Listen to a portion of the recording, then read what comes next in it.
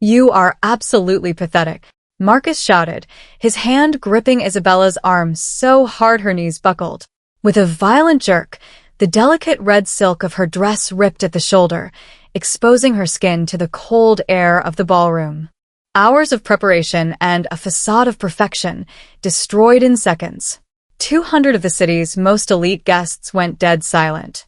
Then, one by one, the glow of cell phone cameras illuminated the dark room. Marcus leaned forward aggressively, his face flushed red with rage above his crisp white shirt and black bow tie. "I gave you everything," he announced, his voice echoing off the vaulted ceilings. "You were nothing before me. You are weak. You are nothing without my name, and I will break you whenever I see fit." Shock rippled through the room. Isabella felt her legs tremble. Tears spilled over her deep brown cheeks, smudging her makeup.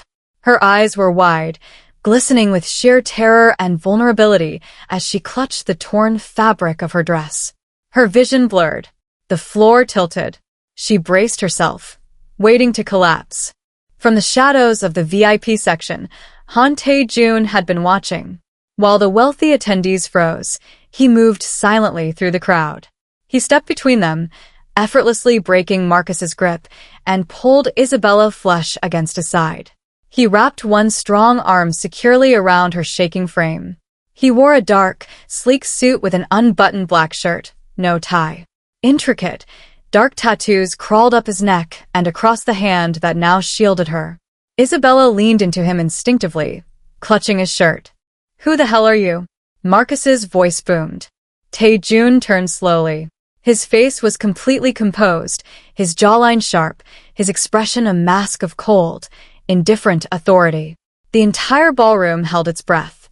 200 guests watched a heavily tattooed, dangerous stranger hold the city's most beautiful woman while she wept against his chest. "Take your hands off her," Marcus demanded. He stepped forward aggressively, pointing his finger directly at Tae-joon's face. "Touch her again and you're finished," Tae-joon said calmly. Marcus's face contorted with anger. "You do not know who you're dealing with. I own half the real estate in this city." "Yes, I do," Tae-joon said. His voice was quiet, but it carried a lethal edge that cut through every whisper in the room. "You are Marcus Vance. You rely on the Southport shipments to fund your luxury developments. You move your untaxed offshore funds through 3 shell companies in Macau." Marcus stopped. His hand dropped. His expression shifted from violent anger to pure, unadulterated panic. "The Syndicate controls the Southports," Tae-joon continued, his expression entirely emotionless.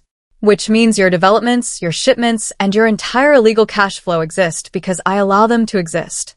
My name is Han Tae-joon. And if you ever even look in this woman's direction again, I will personally ensure your empire burns to the ground by sunrise." No one in the ballroom moved. No one spoke. No one even seemed to breathe. 200 guests stood frozen, their phones recording everything. Tae-joon looked at Marcus for 3 more seconds, just long enough to make absolutely sure the chilling reality of the threat was received. Then, keeping Isabella safely tucked against him, he turned and guided her out of the elite gala, while the city's most powerful people watched and did absolutely nothing to stop him. Before we continue with the story, I would like you to do me a favor. Kindly hit that like button and subscribe. Drop a comment telling me where you're watching from because this story is about to change in ways nobody expects. The heavy oak doors of the grand ballroom closed behind them, cutting off the suffocating silence of the elite crowd. The cool night air hit Isabella's tear-stained face, snapping her out of the paralyzing shock that had anchored her to the marble floor. She was still trembling, her fingers curled tightly into the dark fabric of Tae-joon's shirt. She expected him to let her go the second they were out of sight, to set her aside now that the theatrical display of power was over. Instead, his hold only grew firmer, his large, tattooed hand resting reassuringly against the curve of her waist as he guided her down the sweeping stone steps. A massive, black-armored SUV idled at the curb, its engine a low purr in the quiet courtyard. 2 men in dark suits immediately stepped out of the shadows, scanning the perimeter before pulling the rear door open. Tae-joon gently ushered Isabella into the spacious, leather-scented interior before sliding in beside her. The heavy door slammed shut, sealing them inside a soundproof vault of tinted glass and reinforced steel. The vehicle pulled away smoothly, leaving the glittering nightmare of the gala behind. Inside the cabin, the silence was absolute, a stark contrast to Marcus's deafening rage. Isabella pressed herself against the opposite door, wrapping her arms around her shivering frame.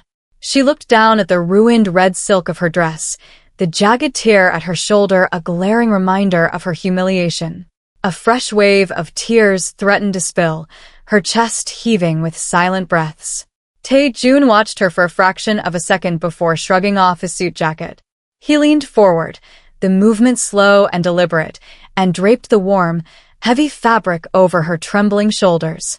The scent of cedar and something inherently dark enveloped her. Isabella looked up, her wide, glistening eyes meeting his. His face remained a mask of flawless composure, but the dark depths of his eyes held a strange, unexpected softness. He didn't offer empty platitudes or ask if she was okay. He simply gave her the space and warmth she desperately needed. The city lights blurred past the tinted windows, gradually giving way to the secluded, forested outskirts. Isabella's panic began to ebb, replaced by a hollow exhaustion. Tae-joon stepped out first, extending a hand to help her down. His touch was firm but remarkably gentle, mindful of her fragile state. She pulled his jacket tighter around her torn dress and stepped onto the pristine driveway. The sheer scale of the estate was overwhelming, isolated, and completely impenetrable. He led her through the massive front doors into a cavernous foyer bathed in soft, warm light. The frantic, aggressive energy of Marcus's world felt a million miles away. Isabella stood in the center of a vast room, feeling entirely out of place, a broken thing brought into a palace of sharp edges and lethal power. Tae-joon stopped a few feet away, turning to face her fully. He clasped his hands behind his back, his posture upright and commanding, yet carefully giving her room to breathe. "You are safe here," he said, his voice a steady rumble that seemed to settle the frantic beating of her heart. "No one from the outside comes through those gates without my explicit invitation. Marcus Vance cannot reach you. His money cannot buy him access, and his name holds absolutely no weight on my soil." Isabella swallowed hard, her throat tight. She looked at his hands, noting the intricate ink that disappeared beneath the cuffs of his dark shirt, symbols of a violent world she barely understood. "Why did you do it?" she whispered, her voice cracking under the weight of the evening. "Why help me?" Tae-joon held her gaze, his expression unreadable, but the intensity in his eyes flared with quiet conviction. "Because a woman like you should never be made to cower," he replied evenly. He took a single, deliberate step closer, lowering his voice until it was a solemn vow. "Rest tonight, Isabella. You have my word. As long as you are under my roof, you are completely untouchable." Morning broke over the estate in a quiet wash of pale gold, though the thick silk curtains of the guest suite filtered it into a soft, bruised twilight. Isabella sat on the edge of a massive, impossibly soft bed, staring at her hands. The heavy scent of cedar from Tae-joon's jacket still lingered on her skin, a grounding anchor in a reality that felt entirely surreal. She had expected to wake up to the sound of sirens, to Marcus's violent shouting echoing through the halls. Marcus Vance never lost. He possessed the kind of wealth that bought judges, silenced police departments, and erased mistakes. For 5 years, he had drilled into her mind that there was no corner of the city where his influence could not reach. Yet, the compound remained steeped in absolute, undisturbed silence. Downstairs, the reality of Marcus's limitations was already being violently established. Miles away, inside the glass walls of his penthouse office, Marcus hurled a crystal decanter across the room. It shattered against the mahogany wall, amber liquid staining the expensive wood, but the destruction did nothing to soothe the blind rage twisting his features. He snatched his phone from the desk, dialing a number he had used a dozen times to clean up his messes.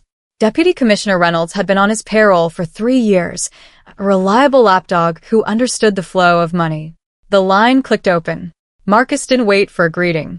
He demanded immediate action, barking orders to assemble a heavily armed tactical unit and raid the South Port estate under the pretext of kidnapping. But instead of the usual obedient compliance, a heavy, terrified silence met his demands.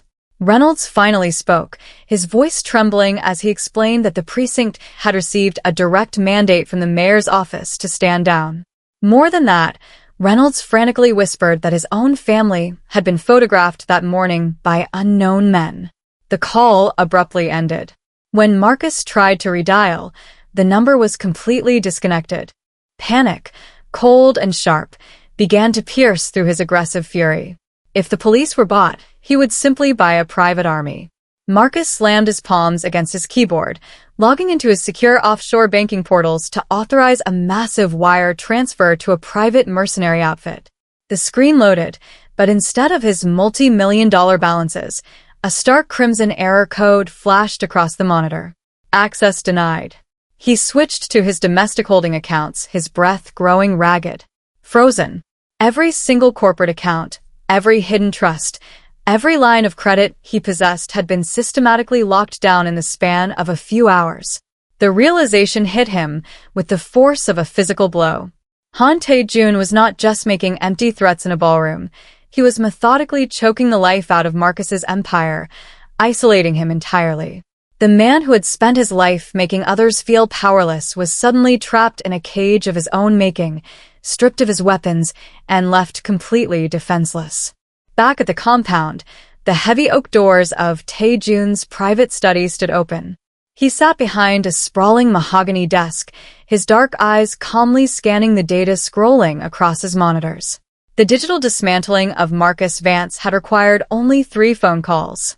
The Syndicate's reach extended far deeper into the city's veins than mere street-level violence. It controlled the very infrastructure of power. Tae-joon closed his laptop with a quiet snap, the screen reflecting the dark ink sprawling across his knuckles. The aggressive man who had dared to put his hands on Isabella was now effectively a ghost, devoid of allies and stripped of his fortune. The sprawling estate was cloaked in the heavy velvet of midnight, the only sounds the distant rustle of wind through the ancient pines and the rhythmic pacing of the perimeter guards outside. Sleep continued to evade Isabella. The adrenaline that had sustained her through the shock of her rescue had faded entirely, leaving behind a restless, buzzing energy that made the quiet room feel too large. She wandered through the dimly lit corridors of the compound, her bare feet making no sound against the heated hardwood floors. The soft silk of her borrowed robe trailed behind her as she sought the quiet sanctuary of the massive kitchen, hoping a glass of water might settle her racing mind. As she rounded the corner, she stopped short. Tae-joon was standing by the marble island, his broad back to her. The immaculate composure he wore like armor was slightly fractured. His dark suit jacket was draped over a stool, his black shirt unbuttoned at the collar and rolled up at the elbows. He was running his hands under the faucet, the water swirling with a faint, violent tinge of red before disappearing down the stainless steel drain. He had returned from securing the final loose ends of Marcus's crumbling empire, a skirmish that had required a more hands-on approach than simple phone calls. Isabella hesitated in the doorway, her instinct urging her to retreat from the harsh reality of his violent world. But the sight of him, exhausted and quietly tending to his own wounds in the dark, rooted her to the spot. She stepped forward, the soft padding of her footsteps announcing her presence. Tae-joon immediately turned, his body snapping into a rigid state of alert before relaxing the instant his dark eyes registered her. He reached for a linen towel, quickly drying his hands in a silent attempt to hide the evidence of his night. But Isabella had already seen the jagged, shallow cut across his left forearm, likely from a glancing blade, and the fresh bruising beginning to bloom across his knuckles. "It is nothing," he said smoothly, his voice a low, gravelly hum in the quiet kitchen. He offered a faint, reassuring inclination of his head, attempting to dismiss the violence he had brought back into the house. But Isabella didn't retreat. A strange, quiet courage bloomed in her chest. For years, she had been the one bleeding, the one frantically hiding bruises with makeup. Now, She reached out, her delicate fingers wrapping gently around his thick, tattooed wrist. She felt the immediate, rigid tension spike in his muscles at her touch, but he didn't pull away. "Let me," Isabella murmured, her voice remarkably steady despite the frantic beating of her heart. She guided him to one of the leather bar stools, silently commanding the most feared man in the city to sit down. Surprisingly, he obeyed without a word, his intense gaze never leaving her face as she moved to retrieve the first aid kit she had spotted earlier in a glass-fronted cabinet. Returning to his side, she set the medical supplies on the cool marble counter. The silence between them grew thick and incredibly charged, completely devoid of the suffocating fear she was so used to experiencing around men. She poured antiseptic onto a cotton pad, stepping directly into his personal space. The scent of him, wood smoke, cold night air, and a faint trace of gunpowder washed over her senses. With feather-light precision, she pressed the damp cotton to the cut on his forearm. Tae-joon didn't even flinch. He sat perfectly still, a massive, lethal predator allowing himself to be handled by a woman he could easily overpower. Isabella focused entirely on her task, her thumbs lightly tracing the intricate edges of the dark ink that wrapped around his skin. Up close, the tattoos weren't just intimidating marks. They were stories, scars of a harsh life survived in the shadows. As she carefully secured a bandage over the scrape, the profound contrast to their realities became undeniably clear. His hands were large, heavily calloused, and capable of ending a life without a second of hesitation, yet when he had held her in that ballroom, they had been an absolute shield. She slowly looked up, finding his dark, piercing eyes fixed entirely on her. There was no aggression in his stare, no arrogant demand for submission. Instead, there was a raw, unguarded vulnerability that stripped away the terrifying Mafia boss persona, revealing the solitary, fiercely protective man underneath. Isabella reached up, her trembling fingertips lightly brushing a stray lock of black hair away from his forehead. He leaned into her touch, just a fraction of an inch, a microscopic surrender that spoke louder than any words he could have uttered. In that breathless, suspended moment, the lingering ghosts of Marcus's abuse completely dissolved. Isabella realized she wasn't looking at a monster to be feared, but a gentle man who had willingly stepped into the light just long enough to pull her out of the dark. Her heart anchored itself in the quiet truth of his gaze, understanding his silent power. The days that followed settled into a quiet, almost domestic rhythm that felt entirely foreign within the heavily fortified walls of the compound. Isabella found herself wandering the vast estate not as a prisoner, but as a guest slowly coming back to life. She began to anticipate the deep, measured sound of Tae-joon's footsteps returning from the city each evening. The terrifying aura that clung to him in the outside world dissolved whenever he stepped into the same room as her. They shared silent breakfasts in the sunlit dining room and quiet evenings in the sprawling library. A silent, magnetic pull drew them together, charging the air between them with an unspoken tension. Yet, the closer Isabella drifted toward him, the more rigidly Tae-joon began to enforce an invisible boundary. He started working later, retreating into his study for hours, deliberately keeping a physical distance that left her feeling surprisingly cold and deeply confused. The careful avoidance finally reached its inevitable breaking point on a rain-slicked Tuesday evening. The storm outside battered the floor-to-ceiling windows of the library, wrapping the room in a cocoon of shadow and drumming rain. Isabella sat curled in a leather armchair, a forgotten book resting in her lap, her eyes drawn inevitably to the man standing by the glass.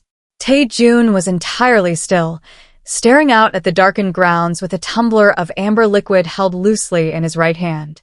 The soft glow of the table lamp cast sharp shadows across his jaw and highlighted the dark ink winding up his neck.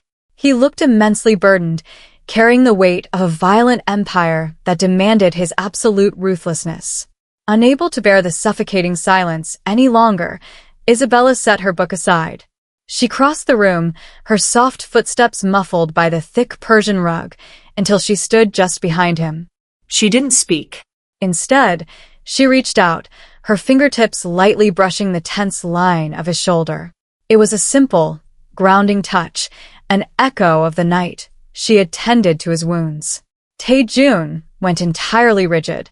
For a fraction of a second, he leaned into her warmth, his eyes fluttering shut as a ragged sigh escaped his chest.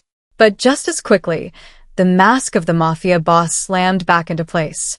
He stepped away abruptly, severing the contact as if her touch had burned him. The sudden rejection stung, but Isabella refused to shrink back. She watched him place his glass on a nearby table with a sharp, resolute thud, his broad chest rising and falling with suppressed emotion.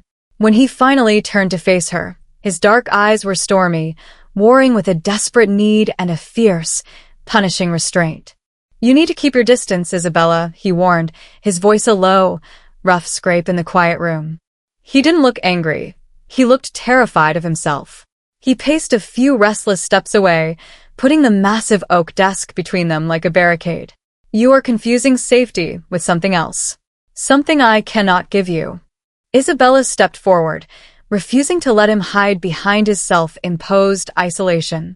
"I am not confused," she replied, her voice remarkably steady.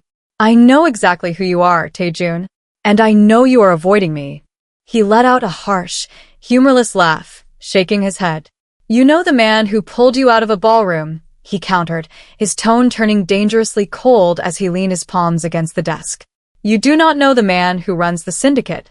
You haven't seen what it takes to keep this compound secure, or the terrible things I have done to ensure Marcus Vance never breathes in your direction again." He rounded the desk, stopping just inches from her. The sheer size and lethal proximity of him should have sent her running, but she stood her ground, her chin tilted up to meet his fierce gaze.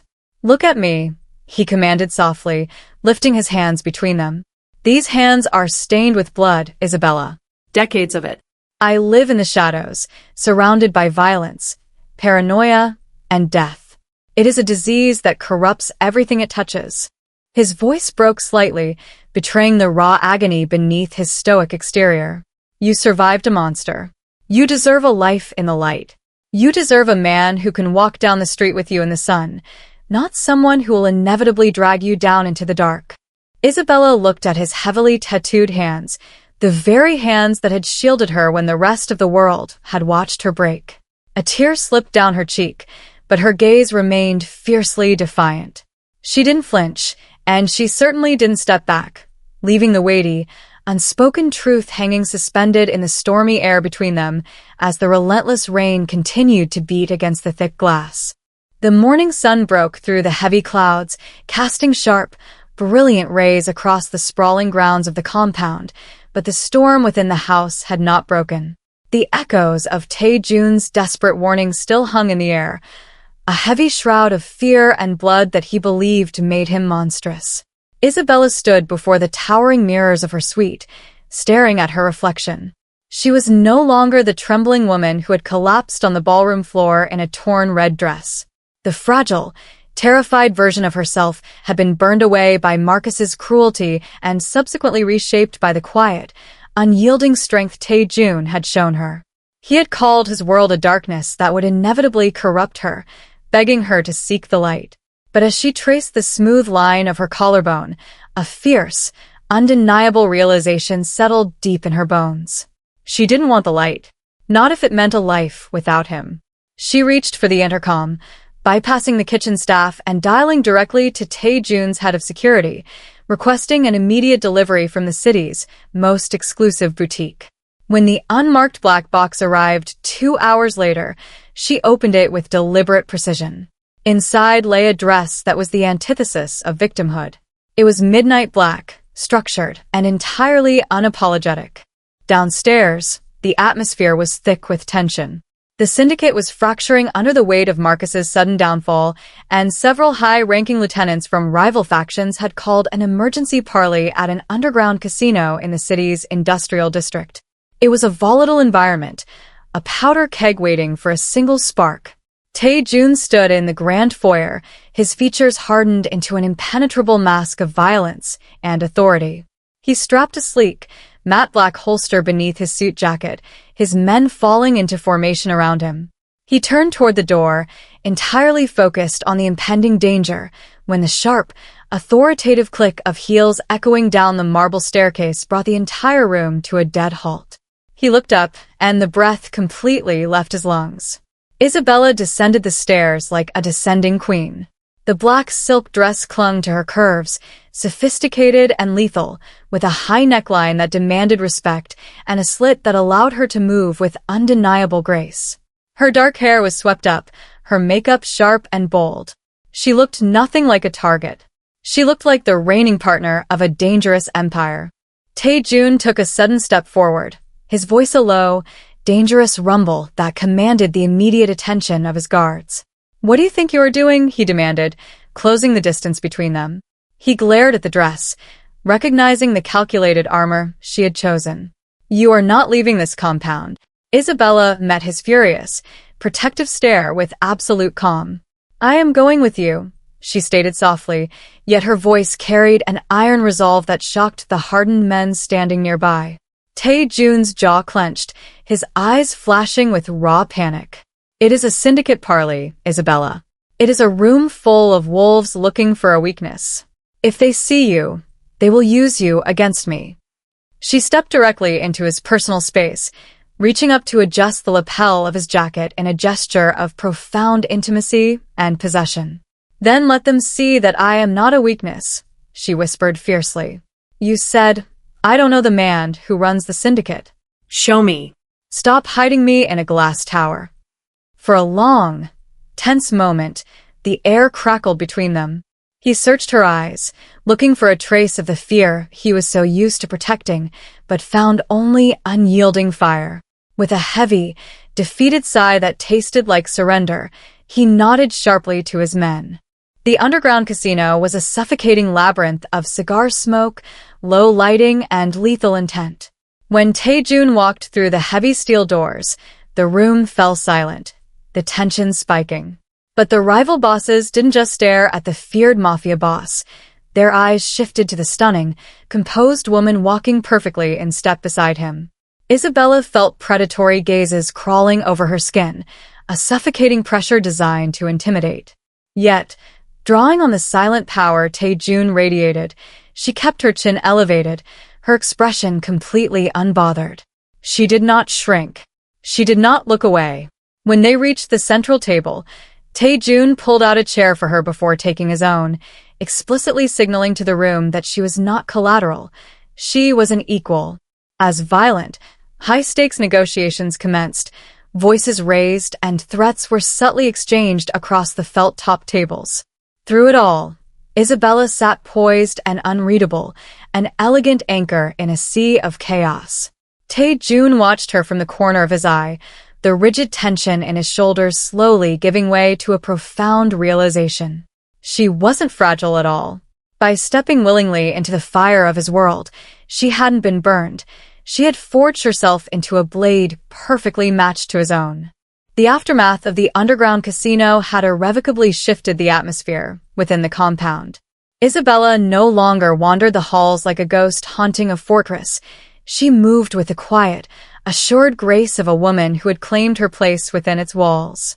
Tae-joon's massive mahogany desk was no longer a barrier between them. Instead, she sat in the leather armchair positioned near the floor-to-ceiling windows of his study, the afternoon sunlight catching the dark fabric of her dress. She watched him work, the frantic, terrified bird replaced by a silent, observant partner. Tae-joon had stopped trying to push her away into the light. He accepted her presence in the shadows, his dark eyes frequently lifting from his encrypted monitors just to ensure she was still there, breathing the same air. But the peace settling between them was a temporary luxury. There was still a rotting thread connecting Isabella to her past, and Tae-joon was determined to sever it completely. He turned his attention back to his screens, preparing to deliver the killing blow to Marcus Vance's crumbling kingdom. Freezing Marcus's offshore accounts and cutting off his corrupt police ties had been the brutal opening act, a warning shot that crippled his immediate resources. Now came the absolute destruction of his legacy.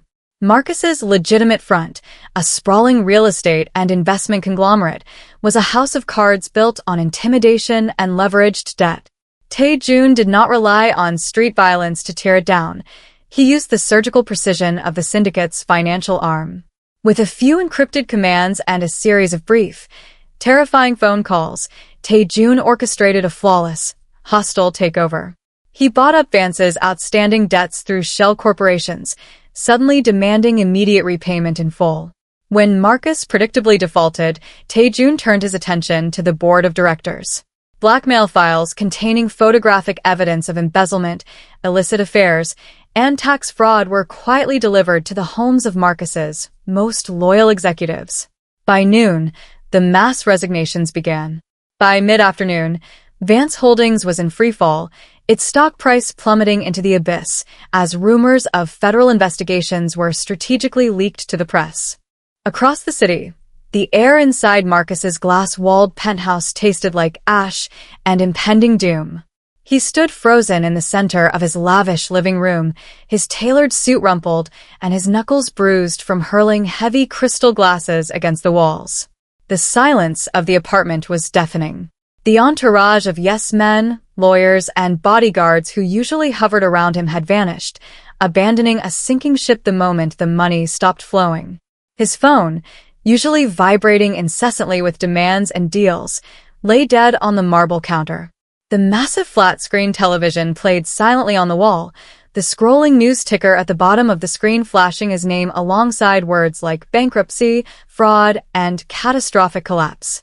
He watched his entire life, everything he had built and bullied into existence, evaporate into thin air. The power he had wielded like a bludgeon was gone, leaving him entirely exposed. Marcus sank onto a velvet sofa, his hands trembling as he stared at the ruined state of his empire. He was officially a ghost in his own city. But the crushing weight of his ruin did not break him into submission. As the shock began to recede, a dark, suffocating wave of pure, unadulterated venom took its place. Marcus Vance was not a man who knew how to lose gracefully. He had spent his entire life dominating others, breaking women like Isabella to inflate his own fragile sense of control. The realization that Han Tae-joon had dismantled him so effortlessly, so entirely, twisted his humiliation into a desperate, feral rage. He didn't care about the money or the companies anymore. He cared about the woman who had walked away from him and found shelter with a god. In Marcus's twisted mind, Isabella was still his property, a possession that had been violently stolen. He paced the length of the penthouse, his breathing jagged and heavy, his eyes wild with the terrifying clarity of a cornered animal. He had absolutely nothing left to protect, no reputation to uphold, and no empire to lose. That profound emptiness made him infinitely more dangerous than he had ever been with $1 billion in the bank.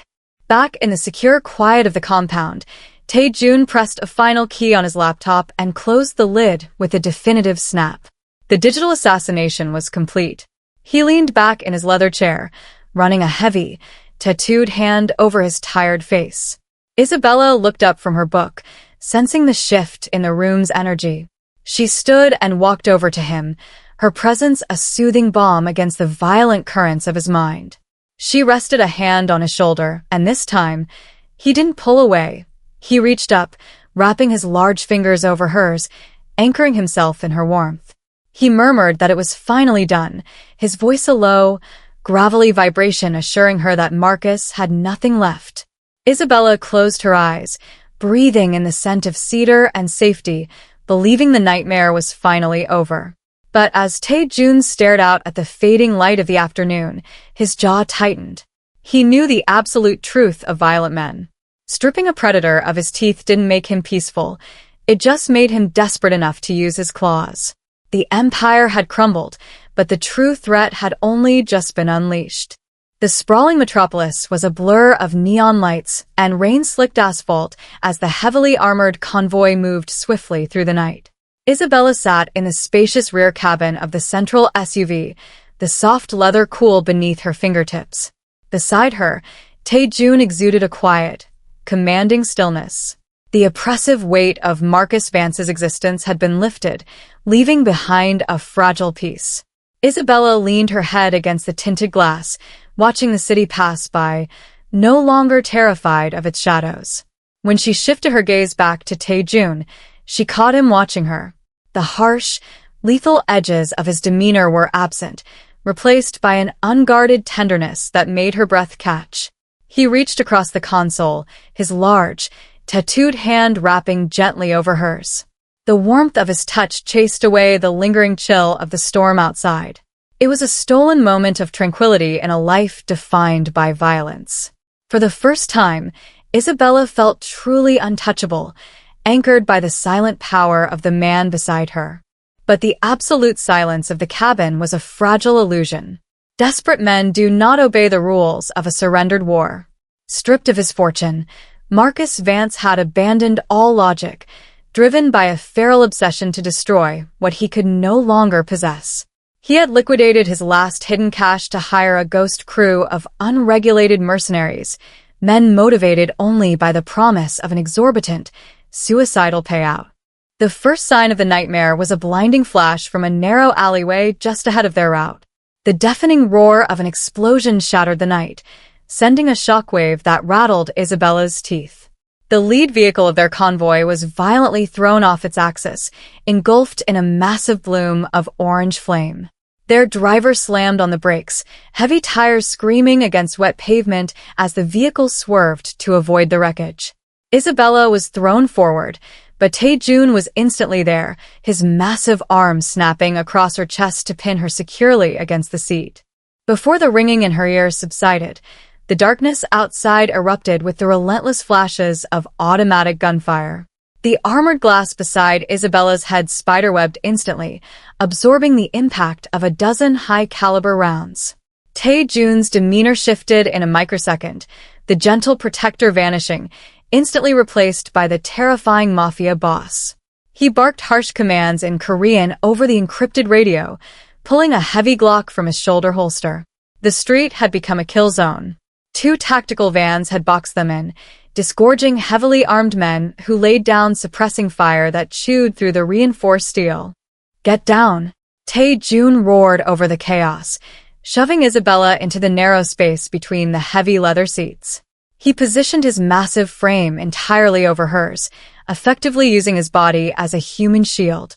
The sound of metal tearing and glass shattering was absolute agony. Isabella covered her ears, her heart hammering as she looked up into Tae-joon's face. He wasn't looking at the attackers. He was looking directly at her, his dark eyes locked onto hers, silently promising he would not let the nightmare reach her. The mercenaries were relentless, armed with armor-piercing rounds designed to crack Syndicate fortresses. A sickening thud echoed through the cabin as the reinforced rear door latch was violently compromised by a concentrated barrage. The heavy metal door was suddenly wrenched open, allowing the cold air and the deafening roar of the street battle to flood the interior. A masked figure appeared in the threshold, raising a short-barreled assault rifle directly toward the passenger compartment. Time seemed to fracture, slowing into agonizing, disjointed seconds. Tae-joon didn't hesitate. With a feral roar, he threw his upper body entirely over Isabella, twisting his torso to completely cover her fragile frame just as the deafening crack of the rifle tore through the cabin. A blinding flash illuminated the dark interior, accompanied by a sickening, wet impact. Tae-joon's massive body jerked violently above her. A choked gasp ripped from his throat, the sound tearing through Isabella's soul. He fired his weapon blindly over his shoulder, sending the attacker crashing backward onto the asphalt, but the damage was already done. The heavy Glock slipped from his trembling fingers, clattering uselessly against the floorboards. Tae-joon collapsed heavily against her, his immense weight pinning her down. Isabella screamed his name, a raw sound of pure agony cutting through the gunfire. She scrambled desperately, pulling him up, only to feel the warm slickness of fresh blood soaking rapidly through his dark suit. He looked down at her, his fierce eyes losing their sharp focus, before his head fell limply against her shoulder, leaving her covered in his blood amidst the deafening roar of a broken world. The deafening roar of automatic gunfire continued to tear through the rainy night, but inside the shattered cabin of the SUV, the world had shrunk to the horrifying sound of Han Tae-joon's shallow, rattling breaths. Isabella lay trapped beneath his immense, slack weight, her trembling hands slick with the warm, dark blood rapidly pooling across the leather seats. Panic, cold and paralyzing, wrapped its icy claws around her throat. She could feel the erratic, failing rhythm of his heart pressing against her own chest. The man who had been an immovable mountain, the silent god who had pulled her from the wreckage of her life, was bleeding out in her arms. A terrified sob tore through her lips as she desperately pressed her palms against the gaping wound in his side, trying to stem the relentless tide of crimson. Outside, the Syndicate guards were shouting, exchanging a brutal barrage of fire with Marcus's mercenaries, but the defense was disorganized, reeling from the sudden fall of their king. If he died here on this blood-soaked asphalt, Marcus would win. The terrifying thought pierced through Isabella's hysteria like a shard of ice, instantly shattering the suffocating glass of her panic. She remembered the fierce, unyielding look in Tae-joon's eyes when he had told her she was not fragile, the night she had walked into the underground casino wearing black silk and wielding his power as her own. She was not a victim anymore. She refused to let the darkness swallow the only man who had ever shown her the light. Drawing a ragged, steadying breath, she pushed the paralyzing terror down into a tightly coiled knot in her stomach. Isabella carefully shifted her weight, ignoring the sharp glass raining down on her shoulders, and dragged herself out from beneath him.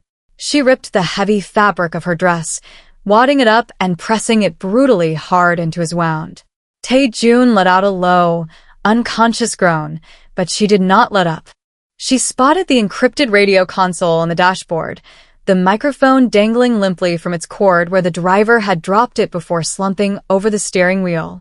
Isabella snatched it up, her blood-stained fingers gripping the plastic with white-knuckled force.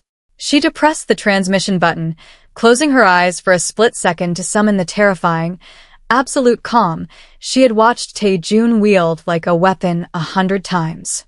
"This is Isabella," she barked into the mic, her voice cutting through the chaotic radio chatter with shocking, icy authority. "Your boss is down, but he is still breathing. If you want him to stay that way, you will shut up and listen to me." A stunned, momentary silence fell over the comms line. Team Alpha locked down the rear perimeter and lay down heavy suppressing fire on the alleyway, she commanded, not leaving a single second for them to question her right to lead. Team Bravo, you have exactly 10 seconds to eliminate the targets blocking the intersection and clear an exfil route.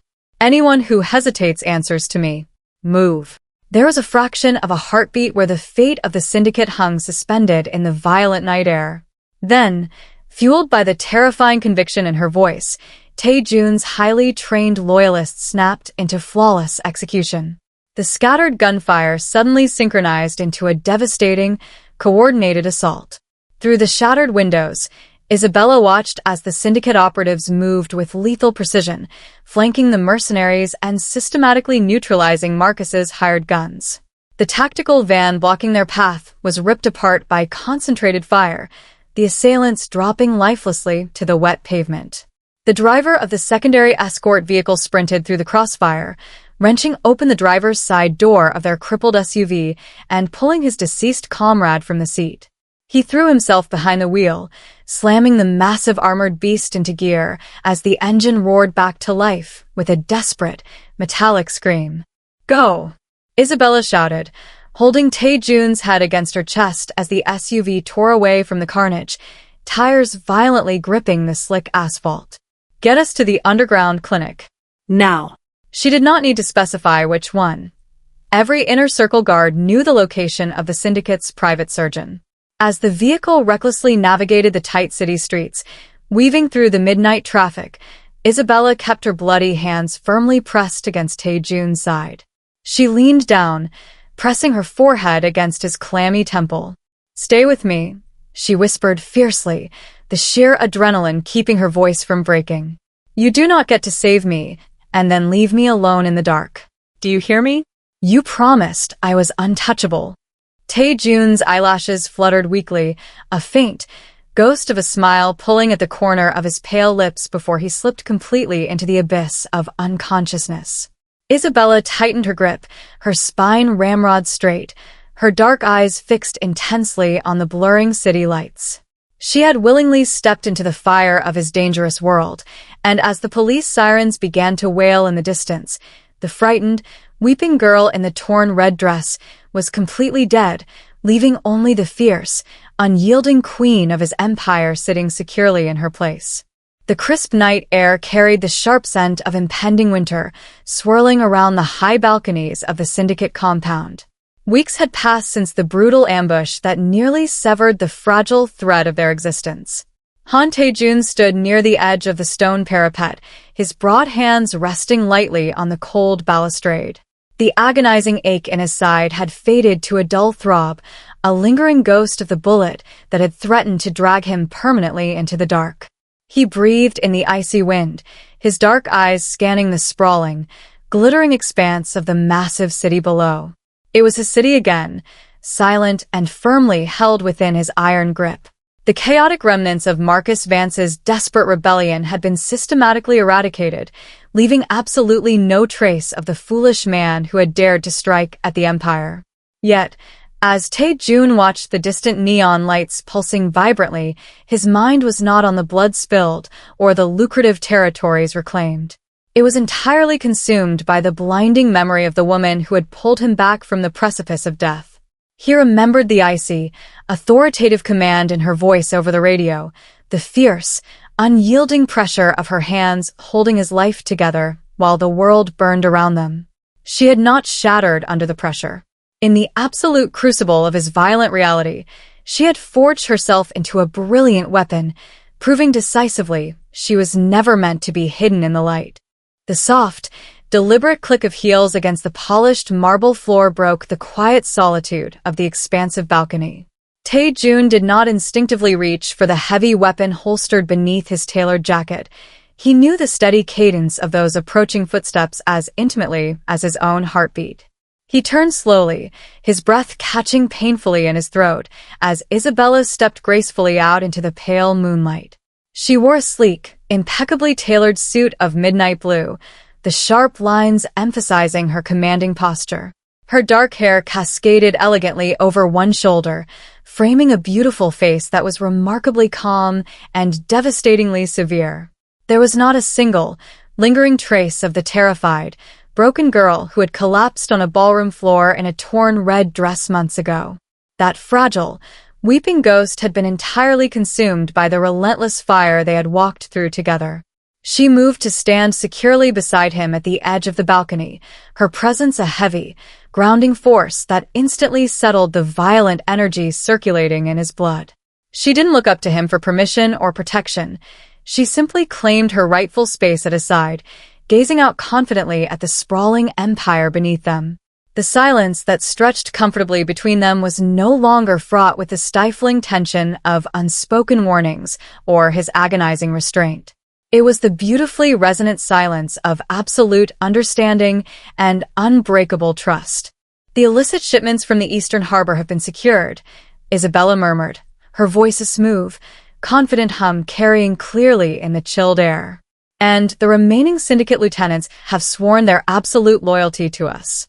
They understand perfectly what inevitably happens to those who dare to break formation."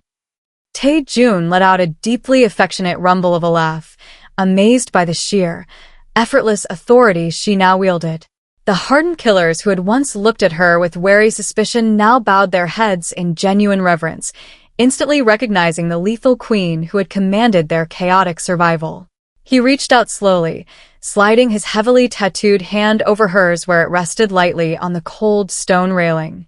She didn't flinch or pull away. Instead, she turned her hand over, interlacing her slender, elegant fingers seamlessly with his scarred ones. The striking visual contrast of their hands was a perfect testament to their union. The brutal violence of his past fused perfectly with the unyielding strength of her spirit. "You saved my life, Isabella," he stated softly, the raw, bleeding vulnerability in his tone a rare privilege reserved entirely for her ears. She turned her head gracefully, her dark, expressive eyes locking onto his with a fierce, possessive devotion that rivaled his own. "I protected exactly what is mine," she replied simply, her words carrying the heavy, undeniable weight of a sacred vow. Just as you fiercely protected me. Tae-joon leaned down gently, pressing his lips firmly to her forehead in an intimate gesture of profound worship and surrender. He finally understood with absolute clarity that he didn't need to shield her from the darkness anymore, because she had learned how to command the shadows herself. They stood closely side by side against the biting winter wind, two halves of a truly formidable whole, perfectly equal in their ruthless power and their boundless devotion.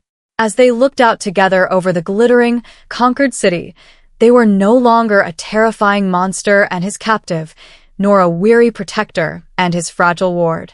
They were the undisputed king and queen of the Syndicate, untouchable, ruling permanently together over a magnificent, untamed empire.